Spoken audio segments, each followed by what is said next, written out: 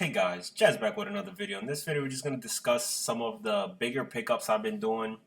I didn't used to buy graded. Now, recently, I've been buying a lot graded, and now I'm starting to move into a little bit more of the pricier cards. I think before these last couple weeks, I probably rarely ever picked up cards that were worth like $200 plus. I think the only cards I had picked up were the Aaron Rodgers that I picked up for like with shipping and everything, like 350.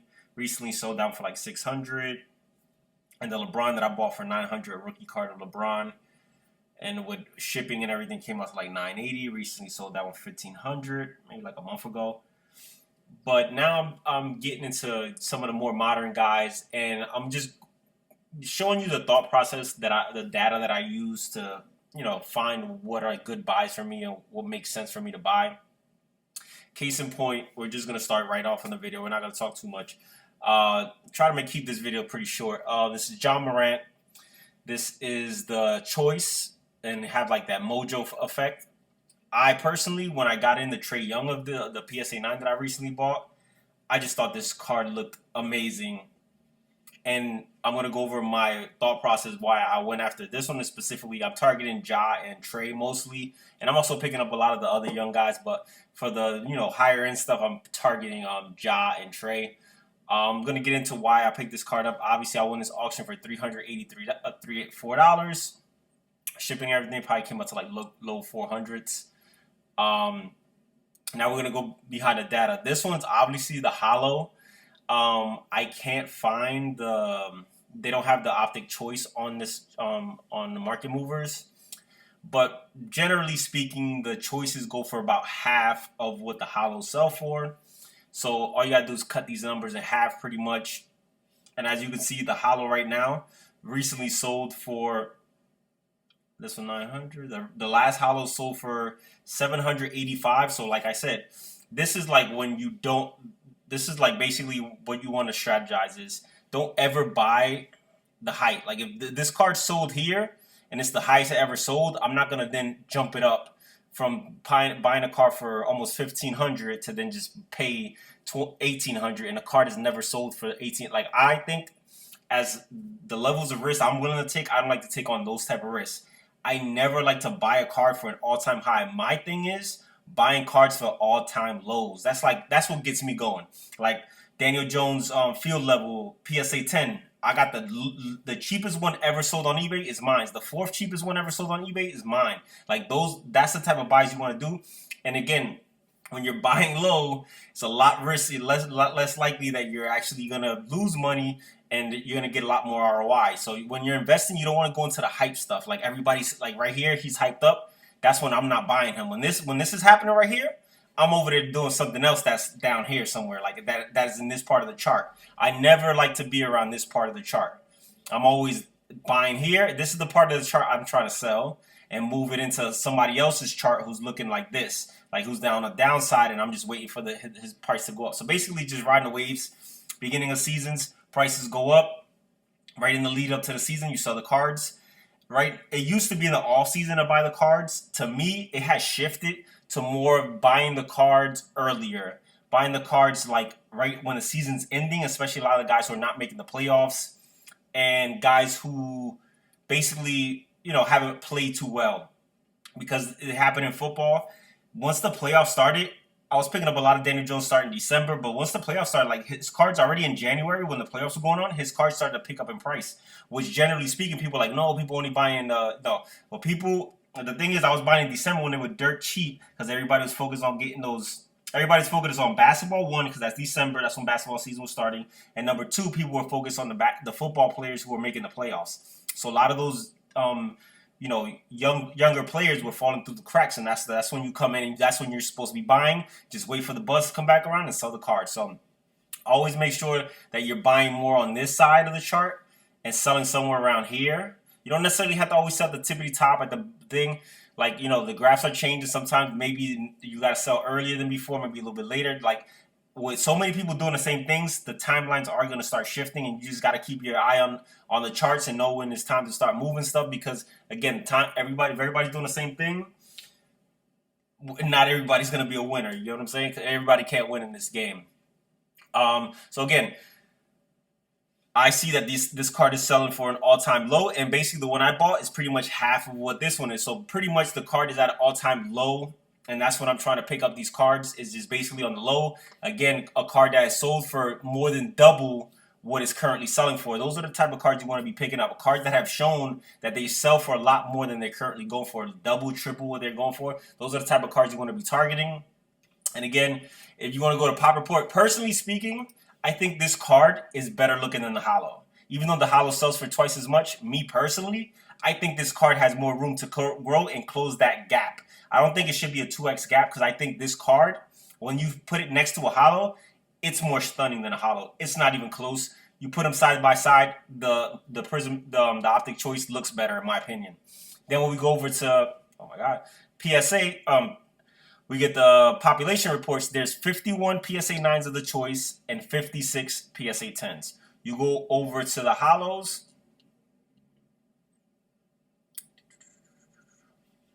And there is 591 PSA 9s. So again, 10 times the number of PSA 9s than the choice does. And there's 374, so around 8x, somewhere around there.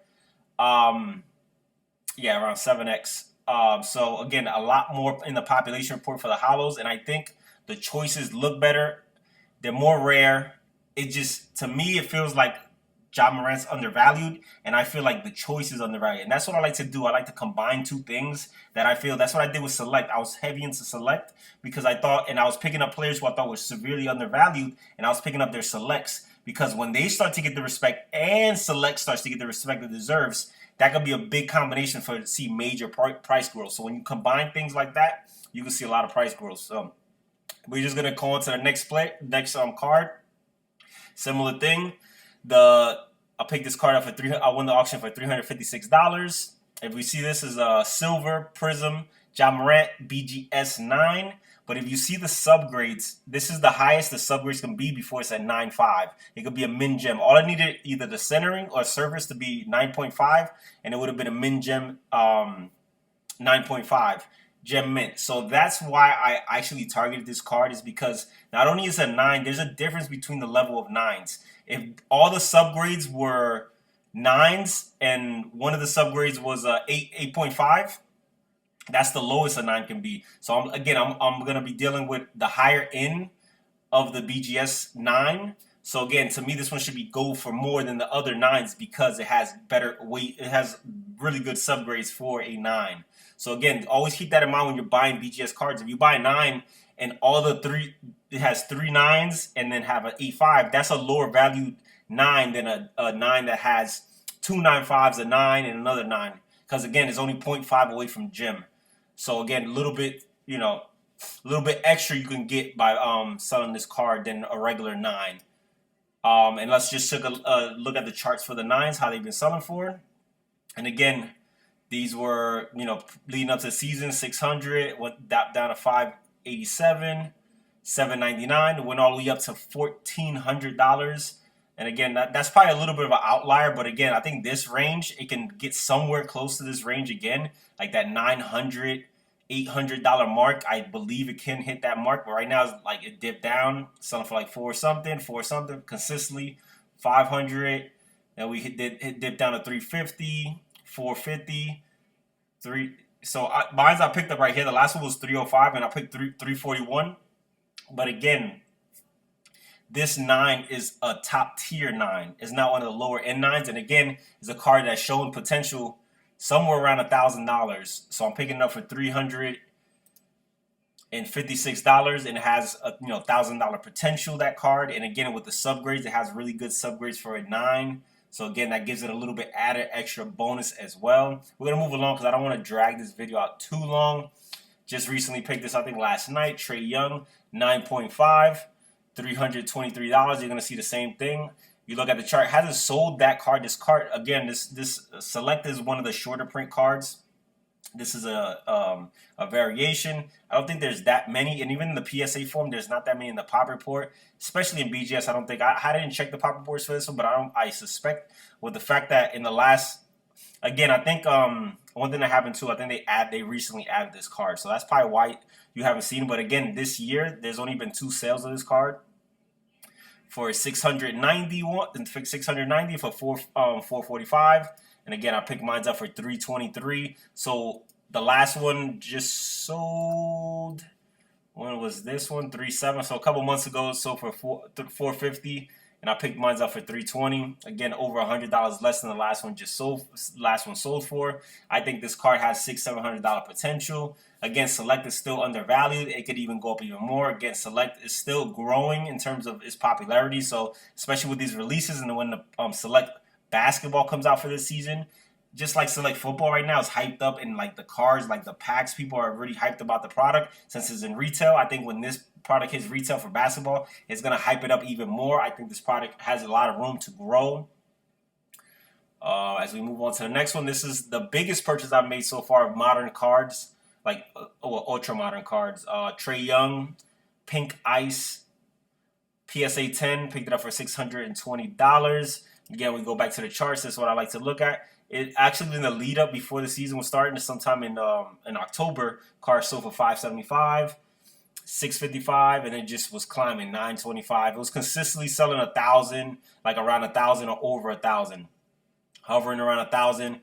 Went all the way up to what, 1,400. Had 3 sales at 1,400 plus.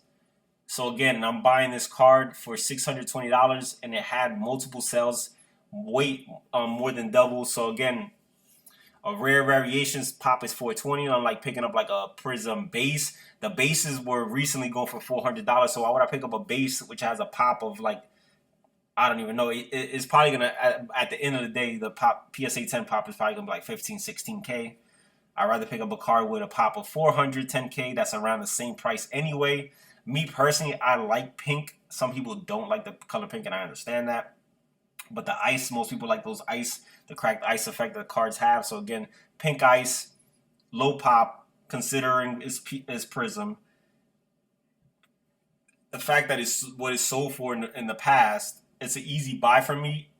And again, with these two players, they're actually going to be involved in some type of playoffs, even in the playing game. I think Trae Young is guaranteed he's going to be in the playoffs. I think Ja Morant's team is probably playing around that. They're around the play-in team. But again, these guys have potential in the playoffs. I don't necessarily have to hold all the way to the lead up to next season. I can actually probably sell these cards if Trae Young comes out in the playoffs, has a 50-point game, hits a buzzer beater, like somewhat like Luka did, and his prices spike. I can just offload this card for $1,000, make a couple $100 profit, and then roll it into the next card. Because again, once they lose, the prices will probably stabilize back down here for some. But if in the playoffs he hits a game winner, drops a 50-point game or something, you can easily see the card spike. I can sell it around 1,000 something, and then rebuy the card when it restabilizes. It might not get back down to 620, but I can probably find another card of his that's undervalued and just target that one. So again, this is my model, just buying low. I really always like buying towards the bottom. You see this card consistently has been selling so high, and I pick up the cheapest one that's happened in pretty much the last 6 months. The cheapest Trae Young Pink Ice PSA 10 that sold in the last 6 months. Obviously, these two were right in the beginning of that 6-month period, but from here to here, I have the cheapest one. And I obviously, when you're doing that, you give you're taking away most of your risk. That's one, and also you have the chance to make even more money. Again, you never want to buy cards. Like me, again, I don't buy cards. Like if the card's never sold for this, I'm not paying this. That's just my thing, because you're putting a lot of risk that the card to keep going up, blah blah blah. So you got to be careful when you're picking up some of these cards that are hyped up and everybody's jumping on them. I'd rather you always be, when people are zigging, you got to zag. When they're zagging, you got to zig. Always try to find, right now everybody's into again, playoff basketball and football. Everybody's hyped up about that. I'm more focused right now on like Trae, Ja, and the other basketball prospects. I'm probably even going to start selling some of the football guys, to be honest with you, soon, because I've already made some of the cards that I think don't have that much room left to grow. Because there's certain Daniel Jones cards like the base and like silvers and stuff like that. I think those have a little bit more room because they're more liquid. The cards that aren't as liquid, I can pretty much dictate prices, and I can start moving those now because I don't think they won't increase that much more into the lead up of the season. But cards like, that are really liquid, those can really rise because people will be buying them up, buying them up, buying them up, and people will see the data. Like they'll see the data. Oh, it's sold for this. I'm comfortable paying this. It's sold for that. I'm comfortable paying that. When people see the data like that, they're willing to pay. A card that hardly ever sells, people won't, be as, wanting to pay those type of prices. So that's why I'll probably move on to some of my rarer Daniel Jones stuff and hold most of my like base cards, silver PSA 10 stuff like that. And I still have a bunch of cards at PSA right now, so I'll probably just move some of like my select numbered stuff and stuff like that I can actually dictate price. There's not a lot of people selling those cards on eBay, so pretty much if they want to buy the card, I'm the only one selling it. And I'm going to try to sell it at a fair price, very competitive. Just try to move on to those and move it into some of the basketball cards that I think are 2 or 3X. Because I don't think Daniel Jones has a 2 or 3X left in him on the cards that I'm trying to sell. But I think these guys have a 2 or 3X left in them. And some of the other younger guys, obviously. This guy, I think, is more of a 2X type of guy. If you're looking for like a 4 or 5X type guys, you got to look at your Sekou. But again, those guys are riskier because they might not turn out to be anything.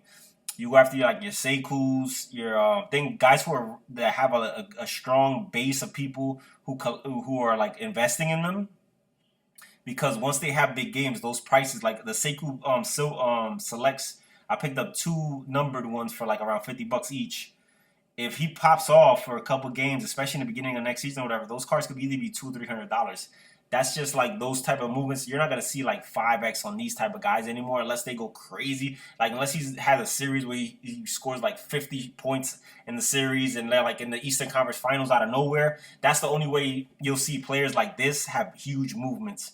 If like a bet on Trey and Trey's in the Eastern Conference Finals or in the NBA Finals, then his prices will go crazy, which that I don't think is going to happen. But that's the thing. He's got to do something that nobody expects for his prices to go crazy. So, I mean, it can happen, but I wouldn't bank on it. I'm more banking on like a 2X type of an investment. But again, anybody will take 2X any day. Again, I invest $5,000 into them. Later on in the year, I cash it out for $10,000. Rinse and repeat. Keep moving that money, recycling, moving from him to there, to that. And then you keep doubling. Again, eventually, you're going to have a big bankroll to be able to buy some of these bigger cards. So it's pretty much it. Just letting you a little bit into my mindset and how I go after some of these cards and the data I like to see to feel comfortable picking some of these cards up. Hopefully you find this enjoyable or informative. If you did, if you have any questions, leave them down below and I'll try to answer the best to my ability. That's pretty much it. Till next time, guys.